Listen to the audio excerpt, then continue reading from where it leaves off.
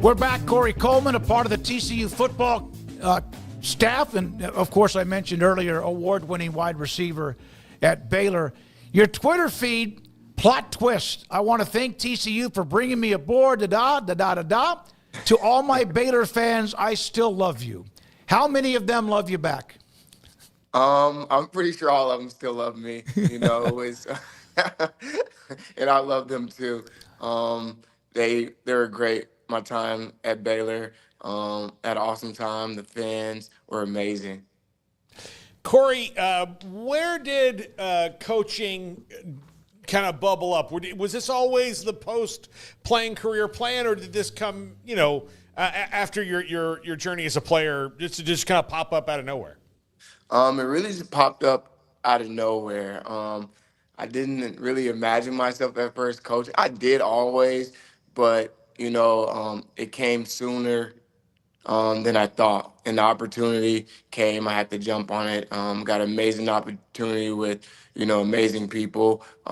Coach Dice and Coach Browse, you know, and Malcolm Kelly gave me, a great opportunity, and it's hard to turn down. Corey, I got to say, man, it's weird to see you purple. I know there's probably a lot of your Baylor family and friends and whatnot that have been saying that, but kind of what's that been like, just kind of the back and forth joking about you being in Fort Worth now and being a Baylor guy? At first, it was kind of hard, I'm not going to lie, but, they embraced me like family.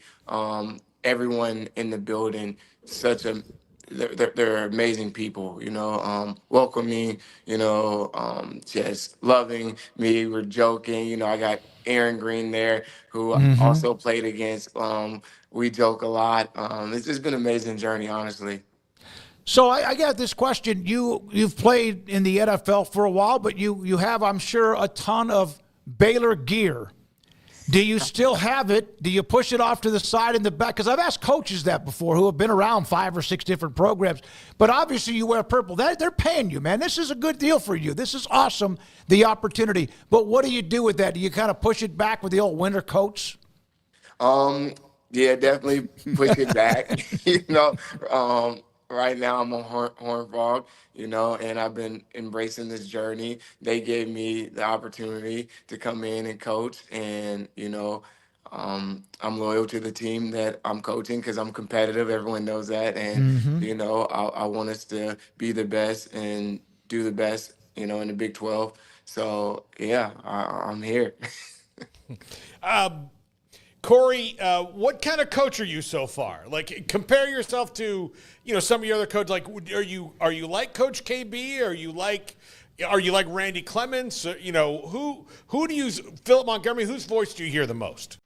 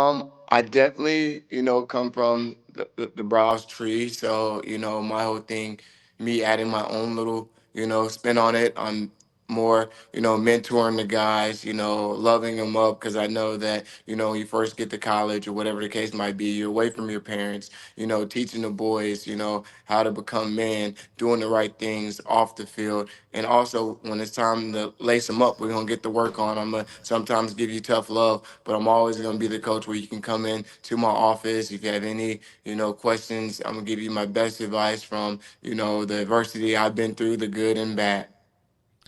Corey, just talk about that journey. What's the last few years like been, man, of just growing up, just becoming, the person that you are now, finding yourself getting into coaching? Just how different is Corey Coleman from maybe when we talked to you the last time 3 or 4 years ago?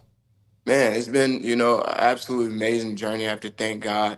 Obviously been through some adversity. That's life. With me, been on a little roller coaster, but I embrace it. I've grown so much in so many ways. I'm not the little boy anymore. I'm a grown man. I made some mistakes. I learned from them. I moved on from them. I healed from some. So it's just been amazing. I mean, it's amazing being on the other side now, seeing it from a different lens and coaching and helping these guys. Even from the mistakes that I made, I can, tell them right from wrong and give them advice. And, they're embracing it. You didn't make mistakes in college, man. You were unbelievable. And I said award winning. When you got to the NFL, were you not as coachable?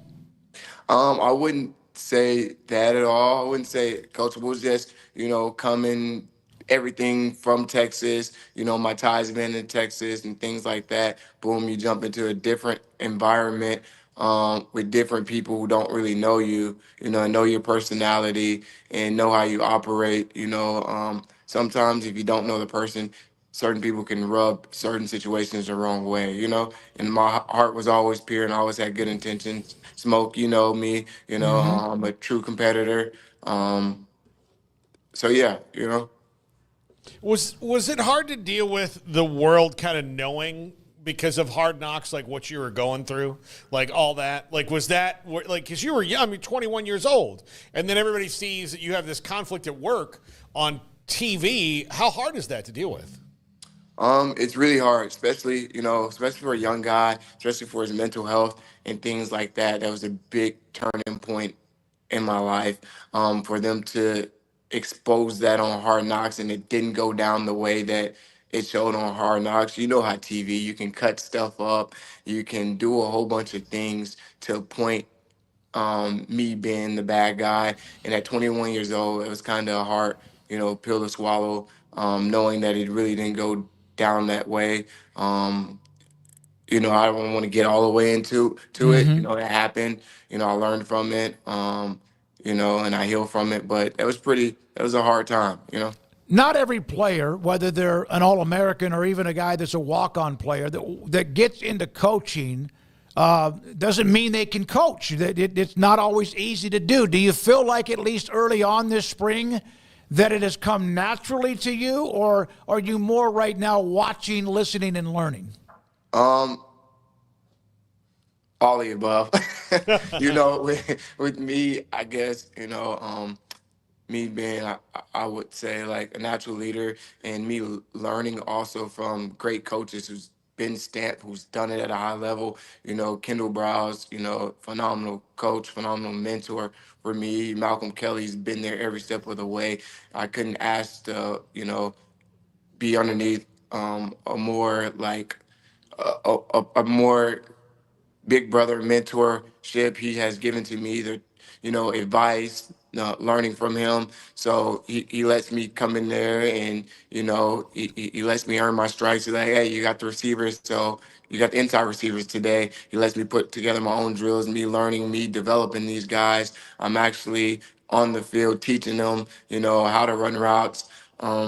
Understanding defenses, schemes and stuff like that. And the guys have been getting so much better, and they've been doing an amazing job. So, like I said, all of the above.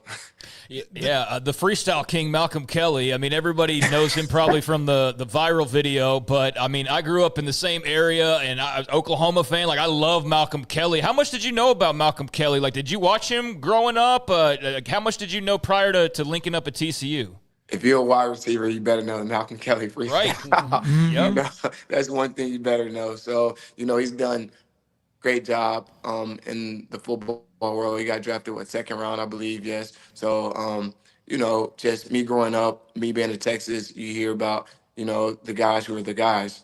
So been knowing about him. He's done this coaching at a high level. He got multiple draft picks. You know he's he's just stamping. He's so humble, and he's willing to teach me. I'm learning from him. I'm getting better each and every day. I feel like soon's coming that I'm gonna have my own room. I'm gonna move up in the ranks pretty fast. Um, Corey Coleman, TCU Wide Receivers Coach, with us on 365 Sports. Corey, just what are your impressions of what you've seen from that wide receiver room? Like, I mean, some of the guys that stand out, obviously some talented athletes there, and a very talented quarterback, and Josh Hoover and guys behind him, but just kind of what jumps off to the page for you talent-wise when you look at the receivers and the QBs? yeah, our QB is, I think is the best quarterback in the nation. He's really, really, really, really, really good. Smart, throws the ball with ease. We have a good group of receivers, and what stands out the most with the receivers, they really all work good together. There's no me, me, me. It's everything is team, team, team, and they celebrate when someone make a big play. You see all the receivers, jumping up and down, and that shows how good the group is as a whole. And I really, really enjoy watching that each and every day. They come to work, they work hard, they give effort. We never have to complain about effort. So that's amazing when you have a group of guys like that. Corey, when you were contacted, was it Coach Dykes? Was it Kendall? Who contacted you about the job and the opportunity? It was Kendall Browse. My relationship with him is very, very important. That's like family. He literally helped raise me. So I got the call from him. I'm 100%. It came from Coach Dykes. Them working together, and Malcolm Kelly. I'm pretty sure he had a say so on that also. So Mm-hmm. we talked on the phone. We got a couple things, details, earned out, and then I had an interview and things like that. Corey, you just recently done playing. Malcolm Kelly, not actually been out of the game that long either. I mean, there are a lot of wide receivers, coach, that probably can't go, like you just said, showing them how to run routes that maybe have to tell you how to run routes because they can't do it anymore. But this is kind of a unique situation where you got two guys who can pretty much go out and do it still, right? Like you can show them, this is the route I want you to run, do it this way. Is that what you do? Yes, for sure. I break it down to them. A lot of coaches just tell them, but don't really break them down and to explain why you're doing it this way to really, develop these young guys to become, great receivers. And that's a big part of my coaching is development, to really, elevate these guys' game. Is coaching more difficult initially than you thought, or is it just kind of like just got to look at it from a different lens? It's really like when you love football, when you love the game, and you've been successful and you've done it at a high level, it makes it that much easier. You look at it at a different lens. You see certain different personalities and certain guys. So certain guys you might can't coach as hard as you can coach this guy over here. Certain guys you might got to show a little extra love to because that's how they get it. Just learning your players. That's the most important thing. Learning them and getting the best and what they do good, elevate that. All of them is not going to be 4.3 speed. All of them is not going to have a 45-inch vertical. Some of them might be really, really strong. Some of them might be really, really quick. You do it, you do what they do best, and you elevate that. How And much? I'm sorry, go golly, ahead. no. I'm getting excited. You do, yeah. I'm an idiot for interrupting you. Go ahead. You do what you find out what they do best, and you were getting ready to say something else. Yeah, no, you're fine. You're fine. I'm sorry, Corey. The off season's about to be here, but it's 24/7 now, basically with college football because it's all the time. But you're about to wrap up spring at some point. Do you watch more film? And is it different watching film as a coach rather than a player watching an opponent? Absolutely. It's like I said, from a different lens. I'm in the meetings now. Before I was on the outside. I was a player, but now I'm in the meetings. I'm, like I said, I'm learning. I'm understanding everything. I do understand everything now. I'm just, following Kendall Browse and Malcolm Kelly. So you see it from a different lens. It's pretty cool, honestly. I covered Malcolm when he was at Longview High School. Tell him Smokey said hi, if you don't mind, and also us. So are you allowed to even mention four numbers, 61-58? Are you allowed to mention that at all, or is that verboten? No, no way. Come on. You're funny. Emery Winter is one of our producers, and don't. No, look, here's the deal. You are his favorite Baylor player of all time. He's a Baylor alum. Thank you. And he's, I mean, have you shed tears looking at him in this purple, Emery? Yeah. He's nodding his head, yes, that the purple is just throwing him off. So, but yeah, I wanted to point that out. He was like excited and mad that we are going to have you on the show at the same time. It was weird. Man, he's trying to move on. He's trying to move on. Are you happy?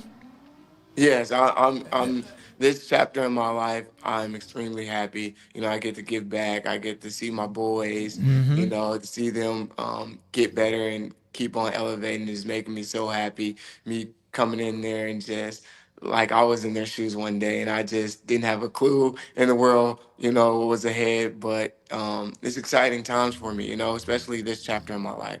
Last thing, when you walked in and you first saw Kaz Kazadi when you got on campus, did you run from him like he thought he was still going to tell you to do burpees or crawls or whatever else?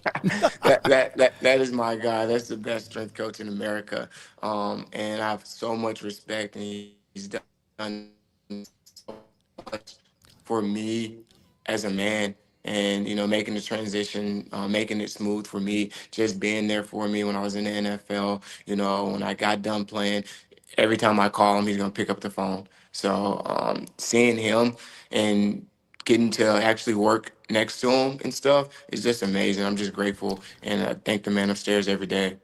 Good to see you. We'll see you again. Appreciate your time. I love the smile on your face. That's what matters. Thanks for your time. Have a great rest of the week. Yes, sir. Thank you. Thank you. Corey Coleman, TCU Wide Receivers Coach, part of the staff with Sonny Dykes.